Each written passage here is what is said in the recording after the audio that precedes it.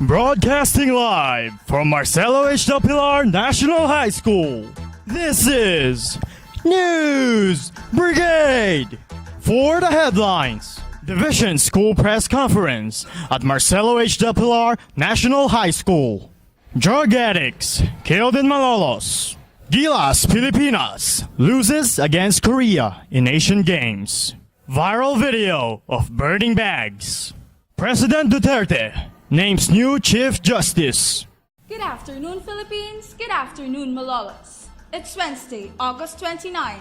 This is Bernice Villanueva. And this is Cruz. Delivering and focusing on the latest news. This is the News Brigade. For the top story today in our local news, DSPC 2018 is now happening in Marcelo H. Del Pilar National High School, live from the school grounds. We have Ron Caparas to give us an update. Ron?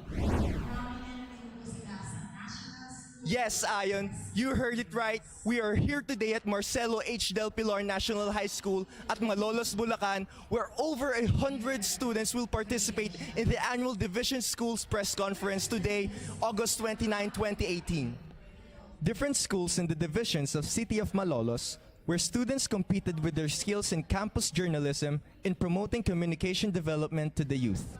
We have here Engineer and Vice Mayor Gilbert T. Gatchalian, one of the representatives of today's Division Schools Press Conference 2018 here in Marcelo H. Del Pilar National High School. Sir, what can you say about the present journalists today on how can they be a role model to future journalists? Again, all those who are able to write, to speak eloquently, and to inspire people, you have in your hands, you have in your heart, you have in your mouth the power to really influence our citizens, especially the youth, because as we are majority, or we are made up majority of people younger than 25, and as our national hero, Dr. Jose Rizal, has always declared that you are the hope of the nation. So in your hands, you have the power to influence your fellow youth, so as our nation will be able to find a stronger and better future, both for our country as a whole and for our citizens, for them to have a better standard of living and improved quality of life. Thank you, Vice Mayor Gilbert. Through empowering the youth, this is Ron Caparas, News Brigade, reporting. Thank you, Ron.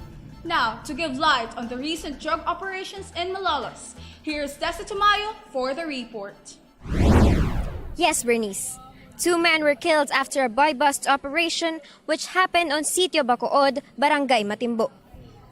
20,000 pesos worth of shabu and marijuana, as well as 2.38 caliber guns were confiscated by the policemen.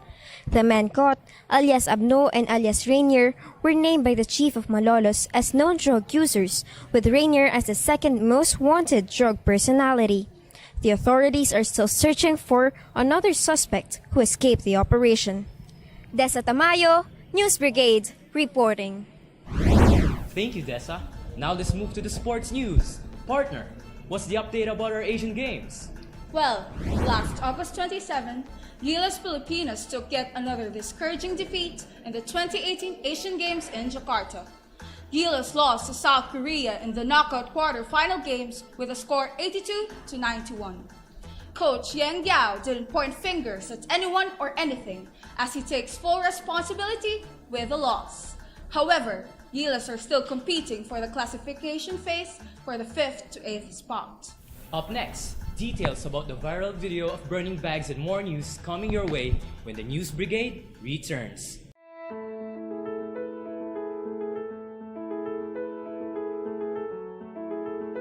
I am an SK chairman, and together we should strive to be the youth, to hold the truth.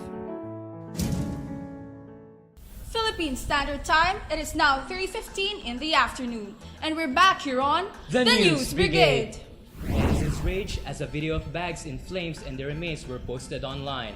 The video happened in Bicol Central Academy in Libmanan, Camarines Sur. The reason why it went viral is because it is a punishment for those students who failed to comply the no bag policy. This was due to the celebration of Tazumaki Day, in which students are acting as teachers for a day. DepEd are calling out the school officials to be liable with the damages they have caused.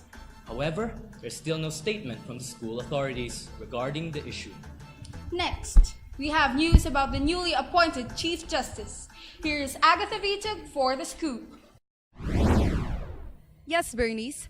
President Rodrigo Duterte has stated that he will honor seniority in selecting the new Chief Justice.